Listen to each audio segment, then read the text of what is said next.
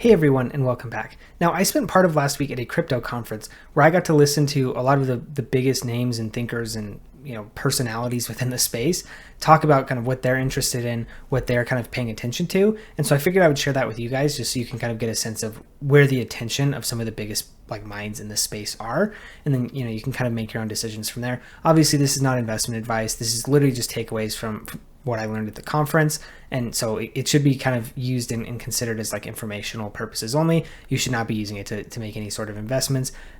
Although hopefully maybe it will help you guide your research. If anything sounds particularly interesting to you, then this may be a kind of a good starting point for you to kind of continue on and do some more research further on. So anyway, let's go on ahead and dive right in.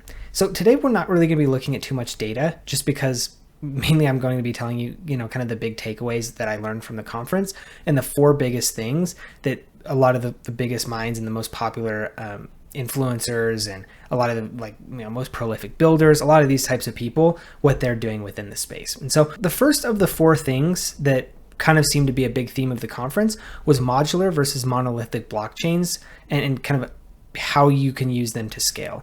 The biggest, I guess, dynamic or the two biggest parties that were there were Solana and Ethereum. Obviously, Solana and Ethereum have taken two rather different kind of roadmaps to scale up until this point.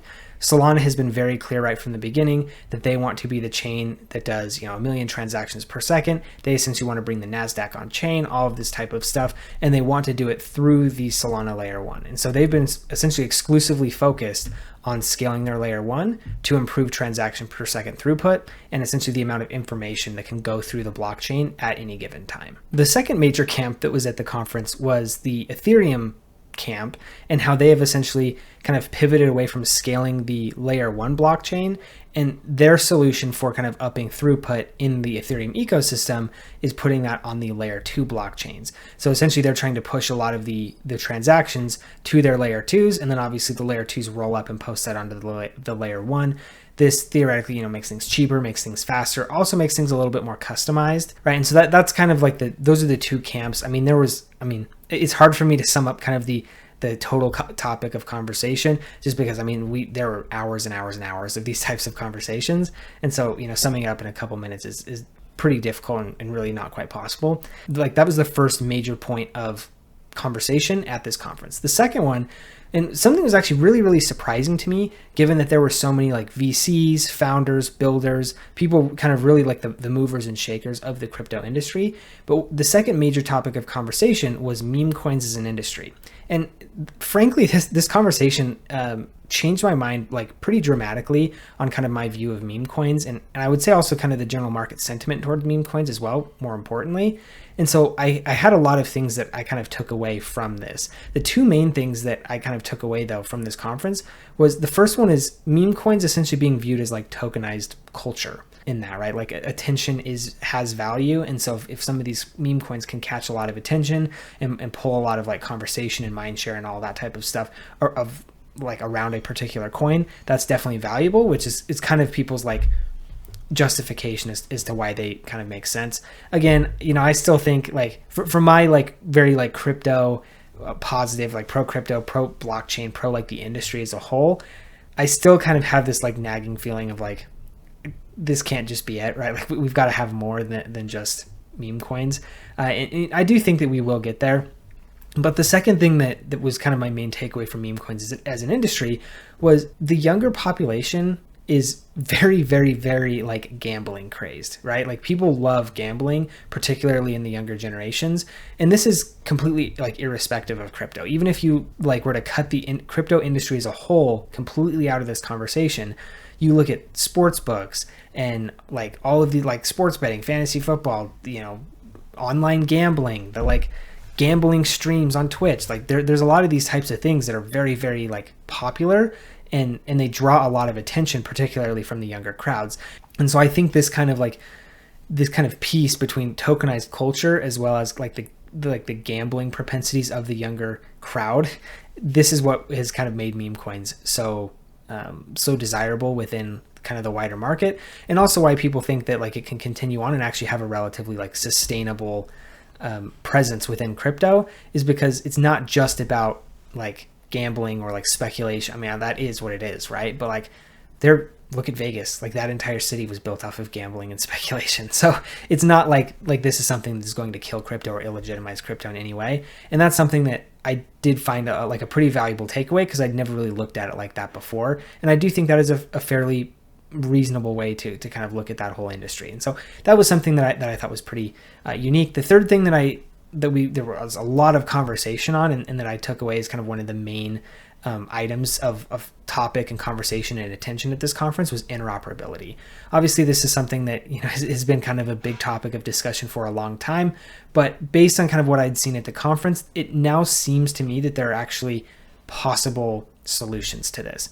One thing that I found really, really quite interesting is nobody talks about internet computer, which is odd, because I'm trying to figure out why. And so, I didn't really have the chance to ask many of these speakers directly what their thoughts were on that. But I mean, really kind of the majority of the mind share is Ethereum L2s and Solana, and can Solana scale to kind of their like 1 million transaction per second goal? And can Ethereum layer 2s scale, but also like not continually fracture liquidity? Because that's been kind of the biggest thing, is like what's happening within Ethereum right now is kind of the issue that we've seen within the wider crypto market, even I would say even to a lesser degree than what we're seeing currently, which is the liquidity fragmentation, right? Like, but kind of going back to interoperability, there are a couple ways that I think this can be solved. So the first one is called like aggregated layers. Polygon is one that is looking to do this. They've got their own ag layer, and this is essentially providing like a base level that layer 2s can kind of build on top of. And if they kind of build on top of it and kind of wrap themselves into this ag layer, then liquidity no longer gets fractured, because they essentially can talk to each other between their chains. And the other thing that people are talking about is intents. Now, intents is something that's kind of interesting to me, because there are a lot of things that kind of work like this already in the real world to, I would say, relative success. So essentially how intents work is, instead of like doing the bridging process, which obviously, is fairly expensive and takes a lot of time, with intents, what you can do is you can essentially intend to, like, let's say I want to switch from Ethereum to Solana. So what I could do is I could go to one of these intents marketplaces, and I could say, hey, I want to swap, 1 Ethereum for the equivalent amount of Solana.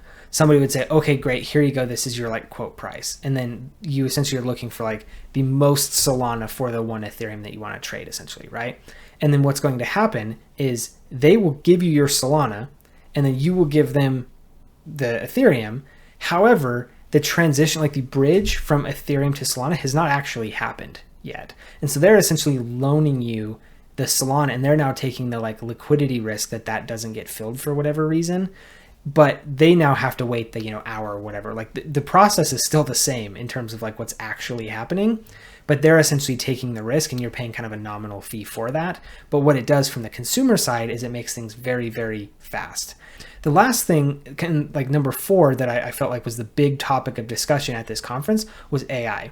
And there were 2 really kind of key and central things that people were talking about with AI at this conference. The first one was compute infrastructure. So this is something that I would say is probably most widely known and widely seen as kind of like the AI main use case, at least at this point. And that's essentially like the compute infrastructure. So looking at like Render, Akash, some of these more like DePIN type of crypto plays, where you're not necessarily like building a model on chain, but what you're doing is you're putting your GPU into this wider like pool of GPUs. So if somebody does want to build a model, then they can actually like lend out all of these, or they can like rent out all of these GPUs, use them for compute, and then once their models ran, then they can like essentially pay for it through that way. That's kind of the like one of the 2 key things that we're talked about when we were discussing AI. The second thing was essentially like the operational and transactional infrastructure. And what this means essentially is like, how is AI going to work? Like if you have an AI agent, let's say we have an AI like travel agent, right? So I'm going to tell this AI agent, hey, go book me a cruise in the Caribbean, because that's where I want to go, right? Oh, okay, cool, great. Well, how does it handle the money? Right. And so a lot of what people were talking about was kind of this transactional and operational infrastructure. And crypto is kind of set up perfectly for that. And there were a lot of people that were making the claim, and I personally would agree with this claim, that you can't do this without crypto. It's kind of the foundational infrastructure for this, because how else does like all of this stuff communicate? What is the base layer that like we're exchanging on, right? And so far, like that would be crypto. And so that was kind of the second major topic of conversation, was how does this look? How does this work? How do we see this coming in the future? How do we get these AI agents to be participating in this, but also like how we put guardrails on it. Also potentially like, if we're trying to train AI models, how can we use crypto or like the blockchain infrastructure to like keep some data safe that we don't want AI models referencing, for whether it's security or privacy, or potentially even to like help the model just be higher accuracy, right? We want it to focus on particular data, and any data outside of that may actually lead to some like hallucinations or false conclusions, things like that. So anyway, those were the four major things that I saw and that I was hearing talked about a lot at this crypto conference. It was actually a really, really interesting crypto conference overall, and it was quite helpful with kind of all the things that were being talked about. So hopefully you learned something from some of these things that I discussed. If you did, a like and subscribe really, really would help me out. I am still trying to grow the channel and reach more people. I do feel like, a lot of this information, a lot of people really, really could benefit from hearing. And so if you agree, a like and subscribe and even a share as well would really, really help me out. Also, if you have any comments, questions, if there was anything that I dove into that maybe you'd like to see me talk about in a little bit more detail, or something that's a little bit confusing, please feel free to leave a comment in the comment section below as well. I do try to read and respond to all of my comments, and so if there's anything in there that that you want to know more about, or any confusions, anything like that, please feel free to just comment. So anyway, thank you guys for tuning in, and we'll see you in the next video.